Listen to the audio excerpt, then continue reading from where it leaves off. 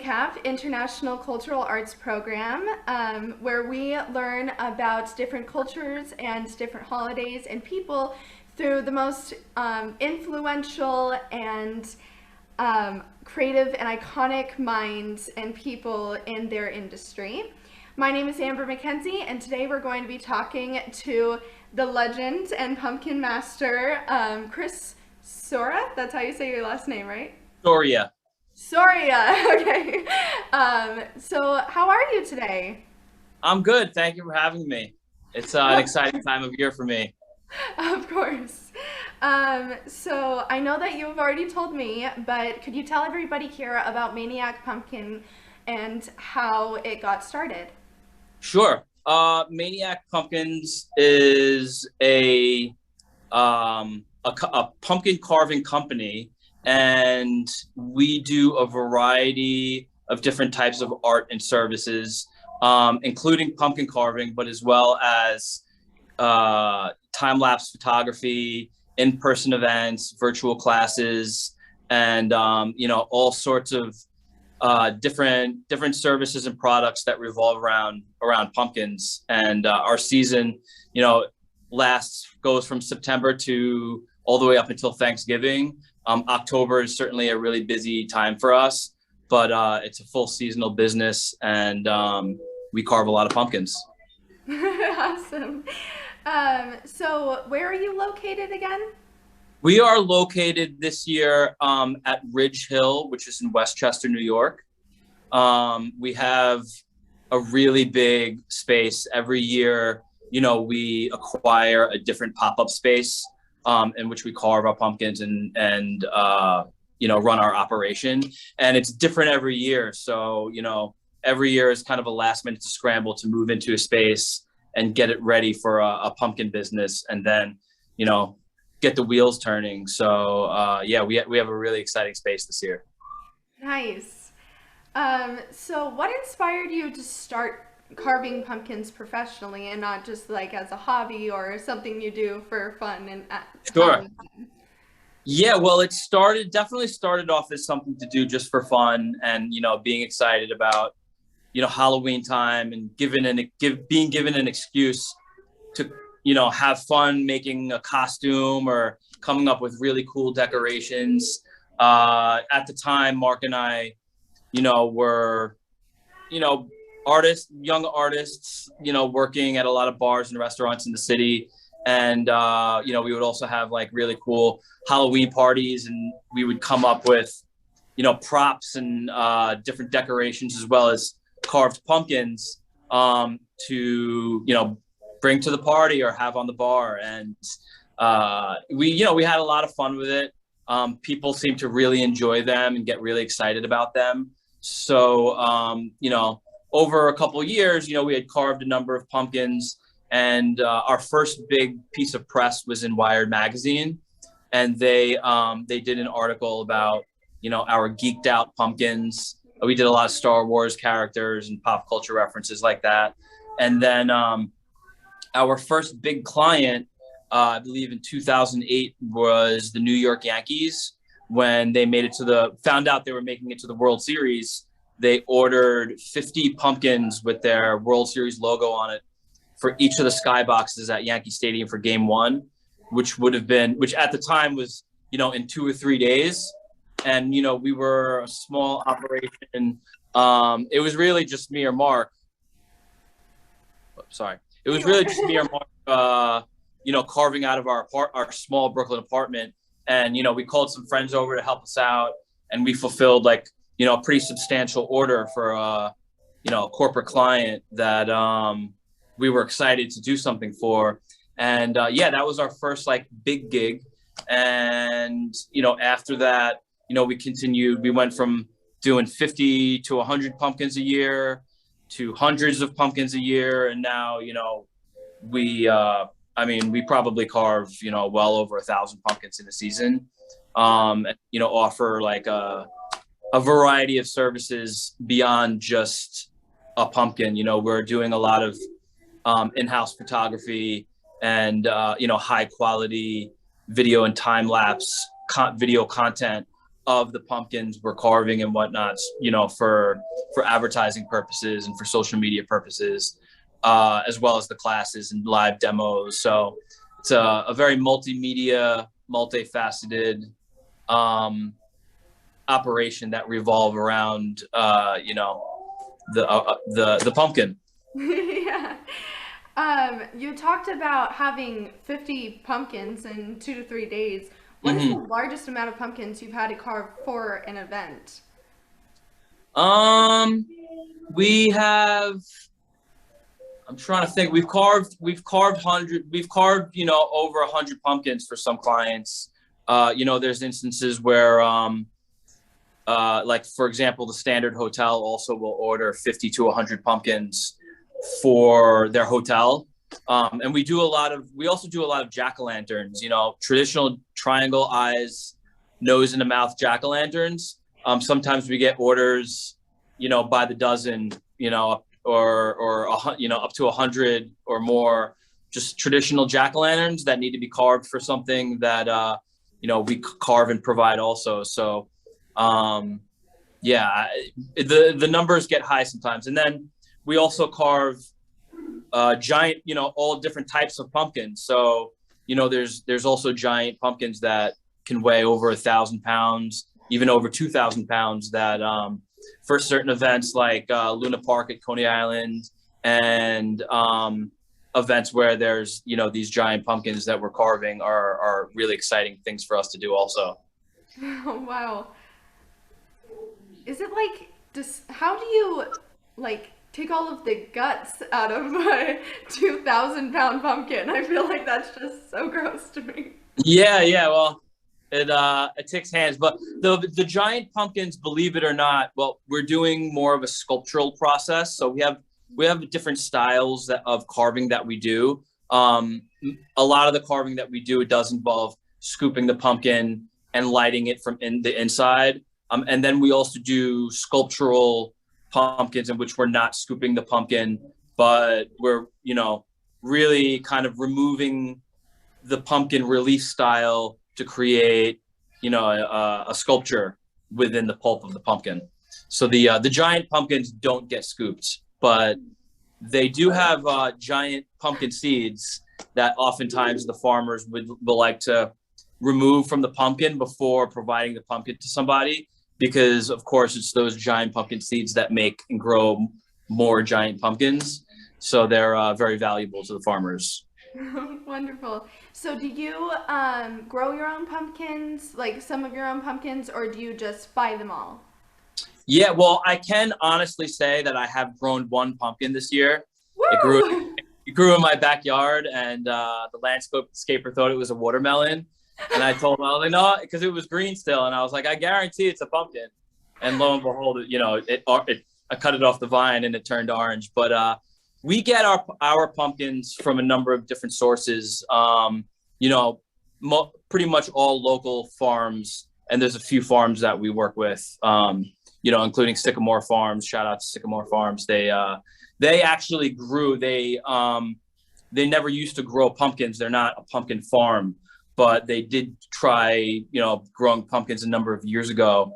And over the years, they have been growing pumpkins specifically for Maniac pumpkins. So we get a lot of pumpkins from them. That is so nice of them. So how long does it normally take you to carve a pumpkin? Because, like you said, sometimes you do jack-o'-lanterns, sometimes you do logos. What is like the normal time span for a pumpkin carving? Yeah, I mean, a pumpkin could take anywhere from an hour to several hours. Typically, you know, more detailed pumpkins, of course, take longer. Like photorealistic portraits, you know, could take longer. Some of the recreations of famous works of art, you know, may take longer, but pretty much all the pumpkins we're certainly carving within a day. And we're also carving them within, you know, 48 hours of when they're needed, since of course it's an ephemeral, perishable product that we're creating. You know, if 80 pumpkins need to be carved by Friday, we're carving 80 pumpkins on Thursday.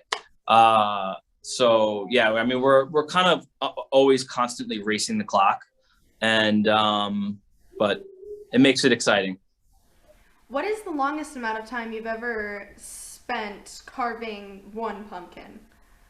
I mean, there are the giant pumpkins we will sometimes work on over a couple of days. And even those pumpkins, sometimes there's two of us working on them. So, there'll be two of us working on it all day, one day, and then two of us working on it all day the second day.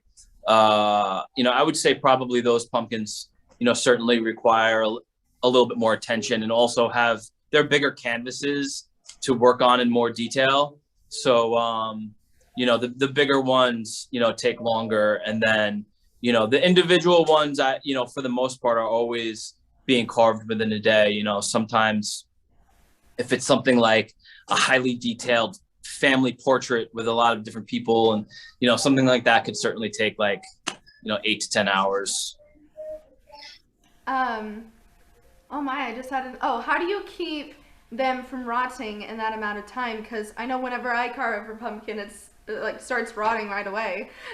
Yeah, and I mean, it quite literally is rotting right away. Once you cut into the pumpkin, and certainly once you scoop the pumpkin, the clock is ticking on the lifespan of that pumpkin.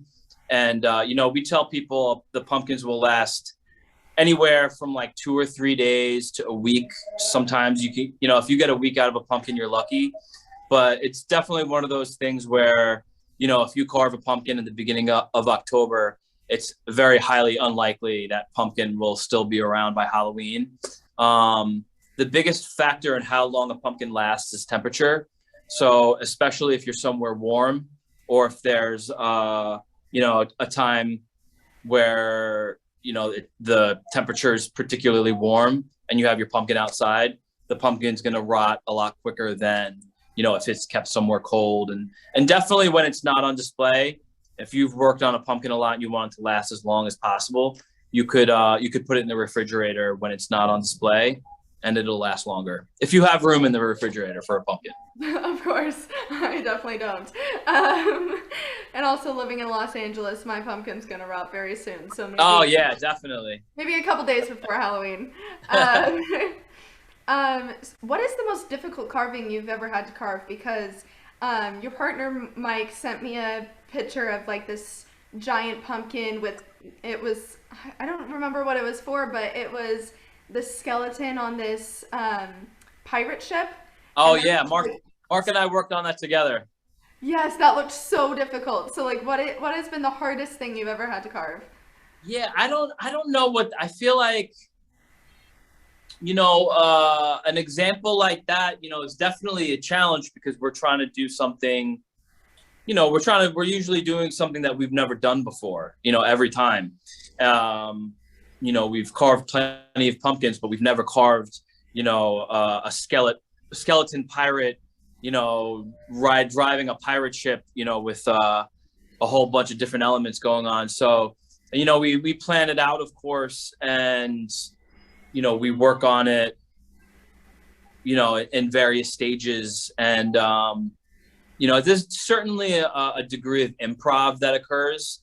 Sometimes, something we planned might not exactly work out the way we anticipated, and we have to kind of make adjustments, or, come up with a creative solution to fix a problem, or go somewhere with it. So, yeah, I mean, so those giant pumpkins, such as that one, are certainly some of the more challenging ones, but they're also, the more exciting and rewarding ones, because, we're trying something different, and it's really cool to work on something so big, and seeing what you could do with it. So I should have asked this a long time ago, but how long have you actually been a pumpkin carver, a professional pumpkin carver? Yeah, well, I've been carving pumpkins for 15, almost 20 years, and I've been a professional pumpkin carver since we made the decision to carve, to offer it as a product and take on orders and commissions. And this will be our 13th year as a business. I feel like that's like your lucky number, right? 13. 13, yeah, it is our lucky number actually.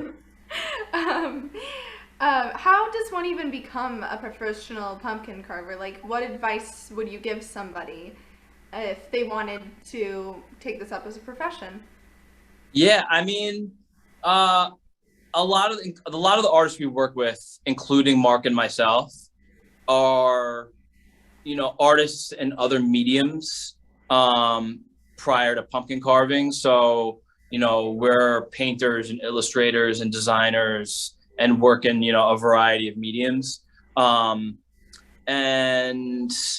I mean, certain things lend themselves better to this type of work. Actually, a lot of the artists that we work with are muralists and tattoo artists, which there's some similarities with the mediums in that there's a degree of like needing to kind of not work fast, but see certain things through within a single sitting. So muralists and a lot of painters tend to work very fast, and tattoo artists are sitting also with kind of a living canvas that they have to either see through in a sitting or work in stages in a sitting. And artists that are definitely adept in figurative work, portraiture, and being able to make iterations of certain designs. We're doing a lot of commercial work, tend to be good candidates for working in pumpkin. So I know that you're a painter, but what other forms of art do you do other than painting and carving? Well, we both do work in a number of different mediums. Certainly, painting is probably the primary one, but we do a lot of drawing and painting. I also work in a lot of mixed media photography, some digital art. We kind of like dabble in a variety of mediums, both analog and digital, to be well-rounded artists. As illustrators and designers, I feel like nowadays you need to kind of be a jack of many trades, even if you're focusing on particular things. For the very sake of just even being able to like photograph your work and make edits, or kind of make a variety of different formats of the art you work in, whether it's like putting art on canvas or putting art on clothing or making it in a digital format. It's very helpful to be kind of familiar with as many different methods and mediums as possible. I hear that a lot in the art industry. I'm very surrounded in art. My grandma's actually a painter as well. And I've been hearing, I'm an actress, and when I hear from so many different acting coaches and stuff that you have to be so well-rounded. And Yeah. whenever I'm like, okay, what more do I need to do for my acting? They're like, actually, you need to live life. Like, go do Sure. horseback riding, discover other mediums so that you can be a better actor. And I feel like that's what you're saying with your art as well. Yeah. Have you ever Definitely. I was speaking recently with a friend of mine who also is an actor, and we were just kind of like talking. We were talking shop about like the creative process, but it's like an interesting differentiation in that like I have to have all this stuff, material, canvas, a lot of paint.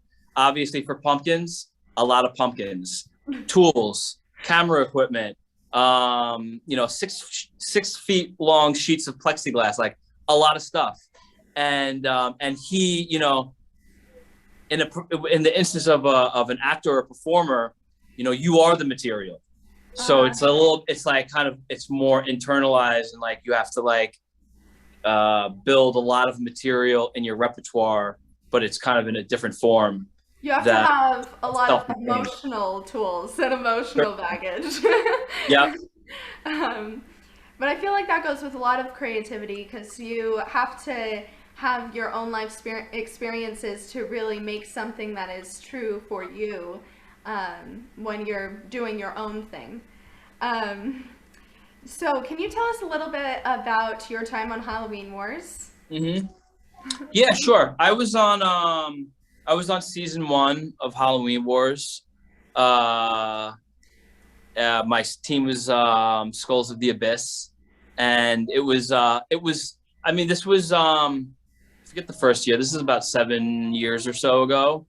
And up until then, my main approach to pumpkin carving was the etched style where it's lit up inside and whatnot. This was the network's first time working in this format, with a number of different pumpkin carvers. So it wasn't until I like went on the show that I realized I was gonna have to change up my style of pumpkin carving to more sculptural. It was a really fun experience. They shot it in LA, and I met a lot of amazing cake and candy artists as well as other pumpkin carving artists. We made it to round 3 out of 4, and that particular episode. I mean, we definitely deserved to get cut. We kind of screwed up a few things, but I had a really it's a very stressful atmosphere. It's reality TV, so of course they're waiting for you to have a nervous breakdown, and there were a few times where I feel like I and a lot of people almost did, but yeah, it was still a fun and positive experience for me, and I enjoyed it. I really love my teammates, and the following year, Mark really kind of studied the format of the show, and he approached it with the goal in mind to win, and he took his team took the prize second season, and he represents that win, and we represent that win proudly. And he is currently Mark Evan is currently the judge on Outrageous Pumpkins on Food Network. Nice. So if any of you have time, definitely go see Outrageous Pumpkins. I definitely will. um, so how did you get involved with Halloween Wars? Like, how did this project even come into your repertoire? Yeah, they had casting agents that reached out. I mean, now in recent years, pumpkin carving has definitely, become more of the type of pumpkin carving that we do that's out, and, advanced pumpkin carving has become more popular. So there's more people, even at the time, there was not too many people that had an online presence of pumpkin carving. So, their casting agents kind of searched the web and talked around and was seeing, who's doing these carvings and who's working in pumpkin. So, they reached out to us, and, I believe they're kind of always on the lookout for talented carvers. That's amazing. What was your favorite part about being on Halloween Wars? Um, I really enjoyed coming up with ideas, working with, each episode has a different challenge. So, coming up with ideas and themes to satisfy like the challenge of a fairy tale, and utilize the story of Jack and the Beanstalk and create a whole scene where we're coming up with an installation utilizing pumpkin, cake, and candy to you know come up with an Bring the story to life. three-dimensional illustration that tells a story. Was really exciting, and kind of brainstorming on the possibilities of what we can do. Is certainly being introduced to cake and candy artists, because that's a medium that I've never worked in, and hearing how they would approach uh, creating for, a particular theme was really exciting. Do you stay in touch with your teammates at all? Yeah, on social media, to a degree.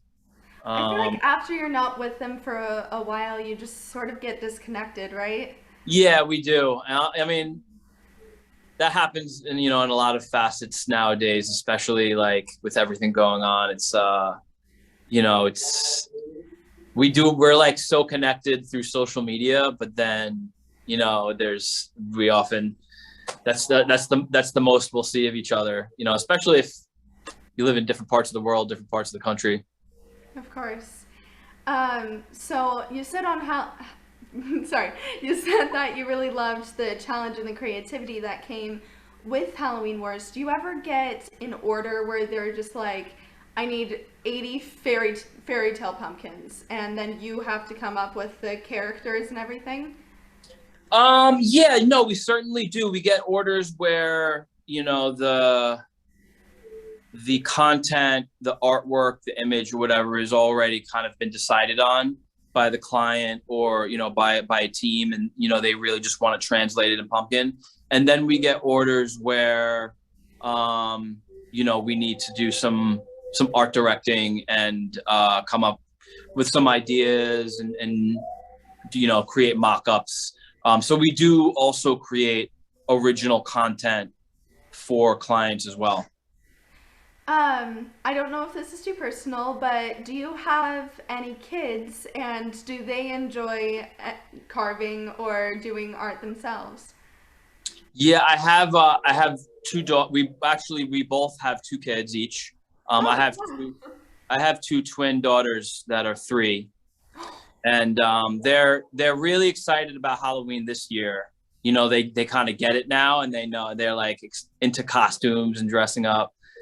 So they know that daddy's a pumpkin carver, and they know that they go to school and daddy goes to pumpkin school, and daddy carves pumpkins. I have carved a pumpkin. They've sat with me while I've carved before, and I usually, I carve a pumpkin for them every year. And we've done some pumpkin painting with them. my nephew is turning 3 right before Halloween, and Uh-huh. so I definitely get like he's more interested in Halloween. He's known his Halloween costume since the beginning of April. I'm not even joking you. He is so excited. Nice. So you are also a painter. What has Hmm. been your favorite painting that you have ever done? Ooh, it's a hard question. I mean, I've done, it's similar to like, what's your favorite pumpkin? I have too many. I have a lot of favorites. I do, and similarly with painting, I do a number of different types of painting. Um, I create a lot of murals, and then I do, paintings in my studio, pieces on wood, and yeah, I mean, I really enjoy actually mural making and painting in public places. There's a performative aspect to it, and there's some challenges to it also. But working big, as well as kind of being in public and having some human interaction and public interaction while creating a work of art is really rewarding. What is the largest mural you have ever had to do? Because, like on your website and your Instagram, I saw that you have these huge paintings that you've done, and they're beautiful. And so, what is the Yeah, largest? the largest painting that I've done so far is a 4,000 square foot tunnel that I painted on the landing of it's a new bridge, the Governor Mario Cuomo Bridge. Some people still call it previously the Tappan Zee Bridge. Some people still call it the Tappan Zee Bridge. And I did a painting that it exists on multiple surfaces, as well as the ceiling of the tunnel of the bridge, on the Rockland County side of the landing, in New York. Wow. Um, I will definitely have to go see that tunnel. That sounds absolutely amazing. Um, let's see. So you have your own website and business apart from Maniac Pumpkins. Can you tell us a little bit about what you do and how, if we wanted like a painting or something, how we would get in contact with you? Sure. Yeah. I mean, I do a variety of different types of artwork. I do a lot of mural painting. So, paintings directly on wall for, for businesses, for private clients, hotel lobbies, restaurants, uh, you know, bars, stores, venues. Um, yeah, I mean, I have a couple different styles that I work in. Um, Typically, I get inquiries from people that are interested, and if it's something that resonates or feels like a good fit, I can provide quotes and pricing for particular requests. Of course. And if any of you want to learn more about Maniac Pumpkins or anything, I will have their website as long as their Instagram linked down below, and their Facebook if you have one. I'm only mainly Mhm. on Instagram. I'll Yeah, we check. have Facebook too. Okay, and then I will also put all of Chris's information and his partner Mark's. You did say that you might have a pumpkin that you would like to show us. I wanted to show you. So we're right now, at the Pumpkin Studio. Behind me is a selection of a number of pumpkins that we have in inventory. We get our pumpkins, from multiple farms in the local tri-state area, a lot in New York and New Jersey. So yeah, behind me is a bunch of the pumpkins that we have in stock, and there's more to either side of this frame. But we're always going through pumpkins like on a weekly basis. We're carving dozens of pumpkins, and then we're getting more pumpkins coming in on a weekly basis that we have to clean and store, and we have different sizes that we work in. So it's a multi-pumpkin event. So right behind me, we have some of my specimens. How many pumpkins do you normally have in your warehouse at a time? I would say we probably have about 50 right now. And we usually have, about 50 to 100 pumpkins, in our inventory. Sometimes we'll like go through the majority of those pumpkins, and then the following day we'll get another 50, 60 pumpkins. So, we typically have, dozens of pumpkins here, and then sometimes we really load up before we have some big orders. And of course, as it gets closer to Halloween, we get more and more orders, and it gets busier and busier. I bet. So yeah, as a pumpkin carver, carving pumpkins usually involves incorporating tools that are usually used for other things, such as one of the fundamental tools for the type of pumpkin carving that we do with the etching style is our linoleum cutters. These are typically used for cutting, linoleum blocks and rubber blocks and doing printmaking type work. They're also similar to wood carving tools that we also use, various chisels and tools that are usually for carving wood work very well on pumpkin. And then there's tools that you'll find, a lot of sculptors use for clay, such as clay loops, that work very well on pumpkin. We use this both for relief etching style as well as sculptural styles of carving. So these work very well on pumpkin, as well as a variety of kitchen knives and tools and utility knives, melon ballers, stuff that are usually used for other things in the kitchen and other things in the art studio. That's amazing. Yeah. And people get pretty inventive too. There's you can carve a pumpkin with the back of a hammer if you didn't have any other tools. So people get pretty creative with what can be done with pumpkin, and it's really exciting just to kind of see what everybody does and experiments with. So right now, where I'm at with this pumpkin is I've scooped it. I've, I've scooped the pumpkin from the back. You know, I cut a hole in it. Oh, I've And never I cut thought like about. a geometric shape out of the back. And the reason I did that is because, you know, most people are familiar with cutting the hole around the stem and lifting the stem up like a lid. And that, on one hand, it makes kind of sense why you would do that.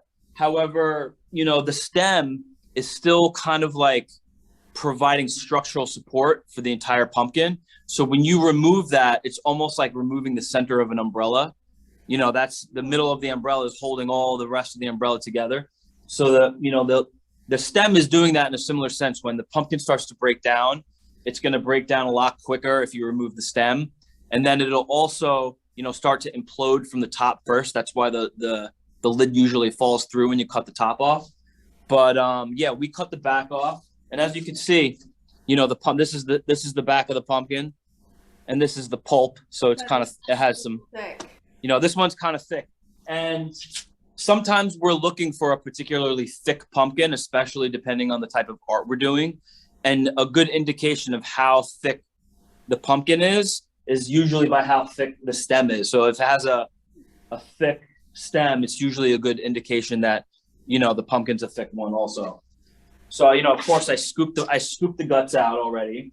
And that, you know, that's one part that usually makes or breaks people's desire to carve a pumpkin. Some people don't like scooping, but we scoop our own pumpkins. Sometimes we have other people scoop our pumpkins for us too, when we're carving hundreds of pumpkins.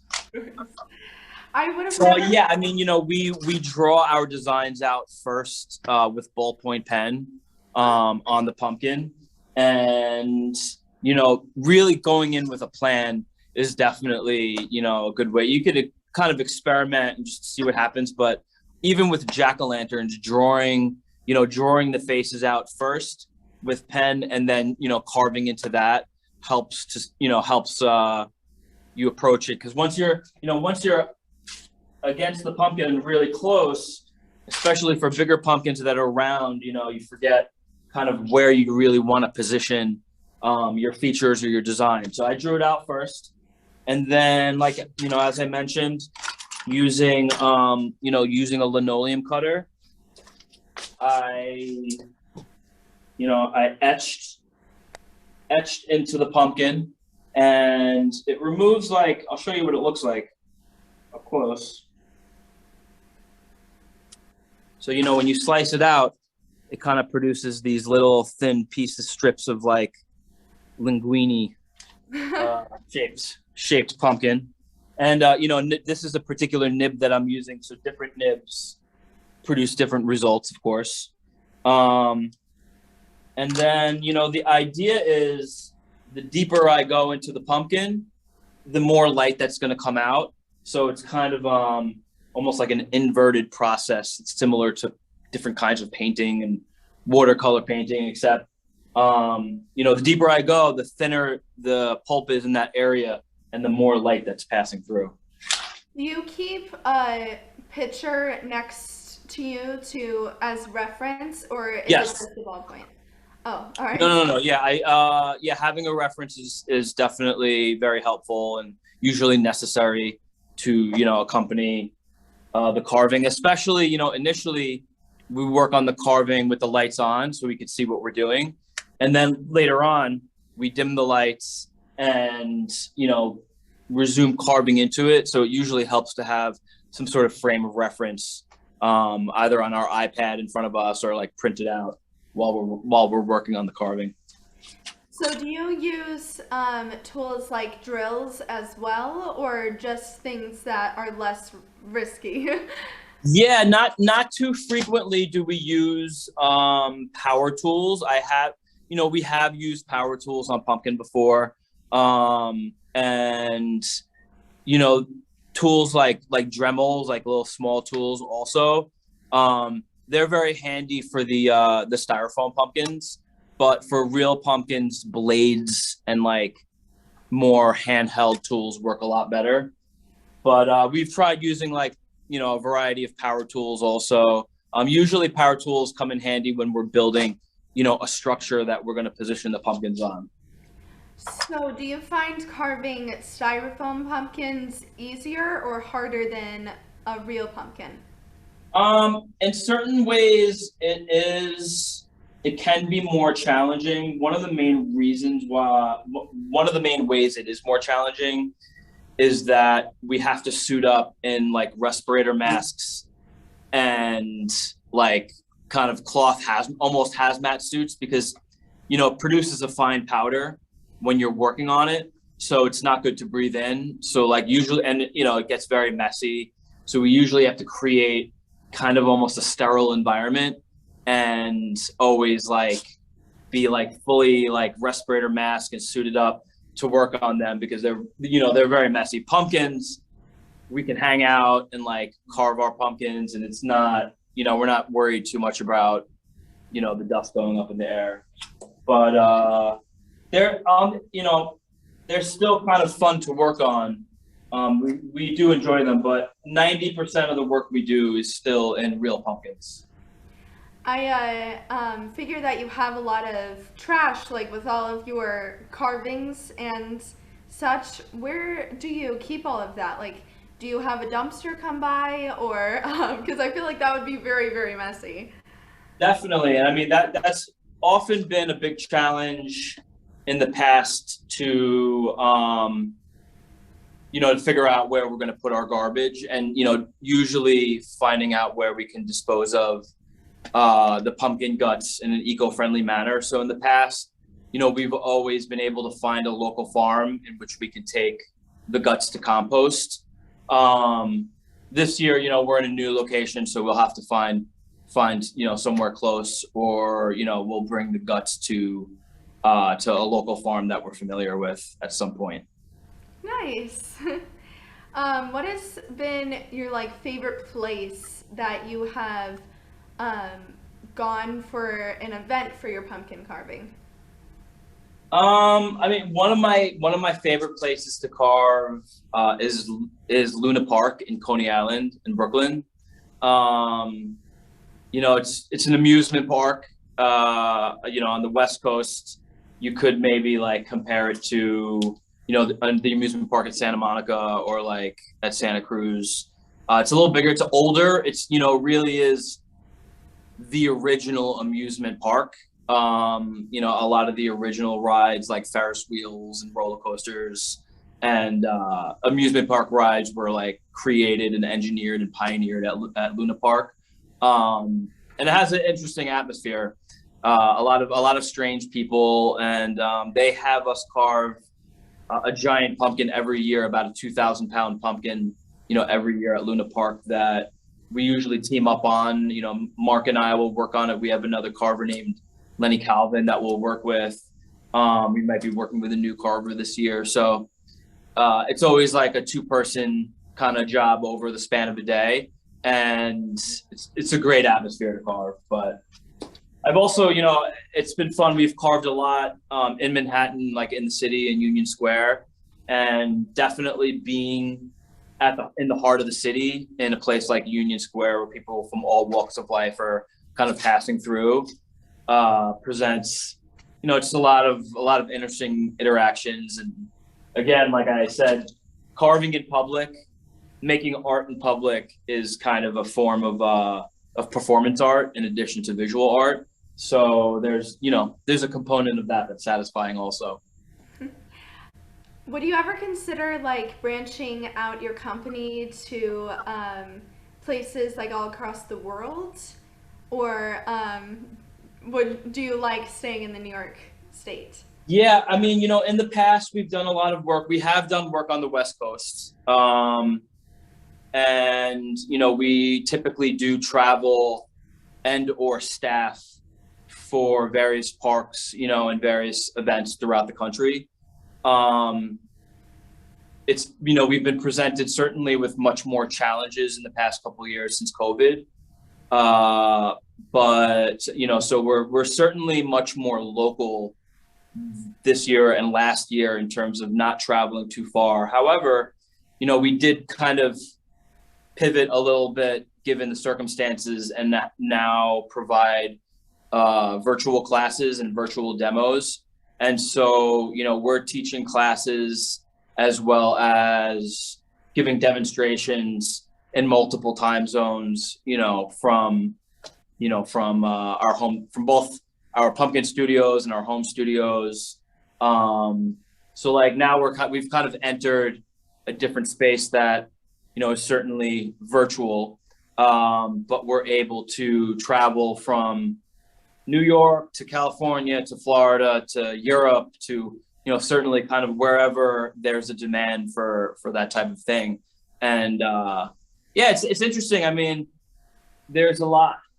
I love kind of in-person interactions, but I won't deny that, we're still able to connect as people virtually, as you and I are right now, and, connect with people and learn from other people, as well as, offer workshops and lessons and things that we're good at. So yeah, we have, in a sense, we've both been a little bit more confined given some challenges, but we've also branched out and almost transcended it all recently.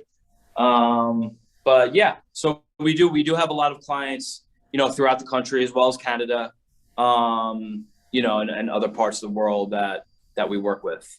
If someone would want to sign up for a class or a workshop, how would they do that? You can sign up. There's a link on our website, maniacpumpkincarvers.com.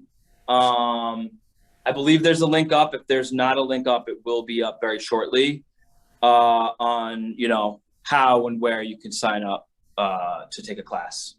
Great, and I'll link your website and everything down below this video so that everybody can see it, because Excellent. this is just amazing just to watch. It's very interesting. It's cool, yeah. And I mean, the types of classes that we give, typically some of the more popular classes that we offer are a little bit more family friendly. So, not necessarily super advanced. We do offer advanced carving classes, but a lot of the classes that we offer are somewhat for all ages, and, often include kits that we put together that include various craft material also. And then we walk through like some fun designs, but some more like kind of beginner intermediate designs. And then we also offer tips and talk about some more advanced techniques that you can do also. Wonderful. So obviously you are very into Halloween, as you did start this amazing business. But what is your favorite part about Halloween? When you're not carving, what do you like to do with your family, or what do you like to do by yourself? Yeah, I mean, I love the aspect of Halloween that's creative. Even when you're buying your own if you're making a costume, that's amazing. If you're buying your costume and that's fun, that's amazing. It's like a game of dress up that we're all playing together. And the different customs are a lot of fun. I love how it's kind of also a celebration of popular culture, and people dressing up from different characters from their favorite movies or their favorite books. I have a family now, so I have two small children, and they're really excited about Halloween this year and dressing up. Unfortunately, our season is so busy, and this is, of course, also a business for us. So unfortunately, we don't get to celebrate Halloween as much as we'd like. We're kind of working and celebrating Halloween for like 6 weeks. But, at the very end on Halloween, there's usually, we were usually very busy until the day before Halloween, depending on what day of the week Halloween falls on. And, by the time Halloween is over, it's like we're ready to crash. Of course. Do you do themed costumes in your family, or do you all just dress up as different things? I mean, growing up, I feel like I have two brothers, and we kind of, dressed up as different things that we were into. I have twin daughters, so they tend to, they're very different, but they tend to want what the other wants. So if one of them wants to be a unicorn for Halloween, The other one's going to want to be a unicorn too. So they're both being unicorns. And so I don't know how I can incorporate that. I mean, I would have to be a unicorn or like maybe a unicorn tamer, but there's definitely going to be glitter involved, and I'll just have to play ball with that.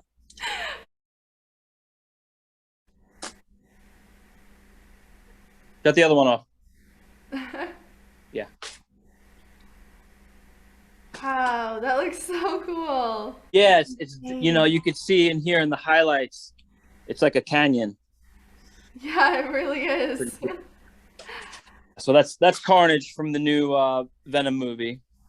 Wonderful. That's out in theaters this month. And yeah, I hope everybody has a very happy Halloween and celebrates, and I encourage everybody to carve a pumpkin. Well, thank you so much for doing this, and thank you all for watching. Just as a reminder, this month is Cancer Awareness Month, so if you do want to donate, all the proceeds will go towards finding a cure for cancer and providing packages to cancer patients in the hospital who need them. So if you can donate, please do. Any way that you can help would be truly appreciated. So have a wonderful day. If you want to donate, please visit www.performerswithpurpose.com. Thank you for watching. My name is Amber McKenzie, and this is International Cultural Arts Program. Thank you so much, Chris Soria and Maniac Pumpkins, for being a part of this, and I will see you all soon. Bye. Thank you.